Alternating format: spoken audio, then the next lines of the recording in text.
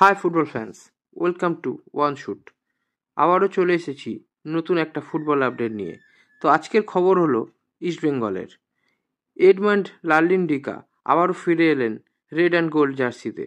তো চলুন দেরি না করে বিস্তারিত জানা যাক।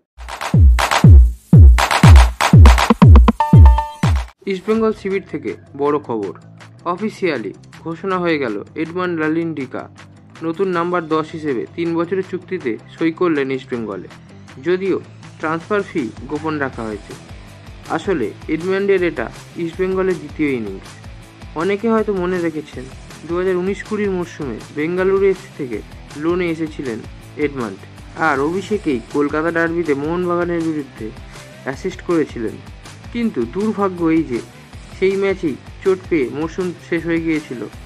এডমান্ড নিজেই বলেছেন, ইস্টবেঙ্গলে ফেরার স্বপ্ন সবসময়ই দেখতাম, সেই ডার্বিতেই চোটটা লাগলো, এর চেয়ে দুঃখের আর কি হতে পারে। এবার ফিরলাম, অর্ধেক কাজ বাকি ছিল, সেটা শেষ করতে চাই। এডমান্ড এবার ইস্টবেঙ্গলের নাম্বার 10 জার্সি পরবেন, যেটা এর আগে ক্যাপ্টেন ক্লেটন সিলভা পরতো। ক্লেটন ইস্টবেঙ্গলকে সুপার কাপ জিতিয়েছিলেন, তবে কোচ অস্কার ব্রুজনের সঙ্গে মতবিরোধের কারণে চুক্তি ভেঙে চলে যান তিনি। কোচ ব্রুজন বলেছেন, আমরা এডমান্ডের পারফরমেন্স অনেক দিন থেকেই দেখছি, ও এখন নিজেকে অন্য লেভেলে নিয়ে যাচ্ছে, ওর অ্যাটাকিং ডাইভার্সিটি আমাদের বড় শক্তি হবে।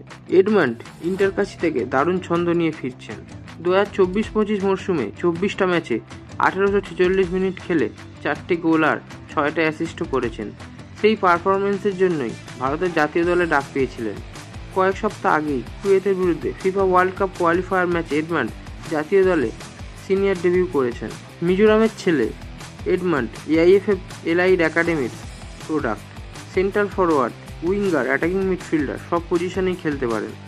আন্ডার 14, আন্ডার 16, আন্ডার 19 সব লেভেলেই দেশের জার্সি পরেছেন। ক্লাবের হেড অফ ফুটবল থানগবি সিং তো বলেছেন, এডমন্ডের ফেরা আমাদের বড় পাওয়া।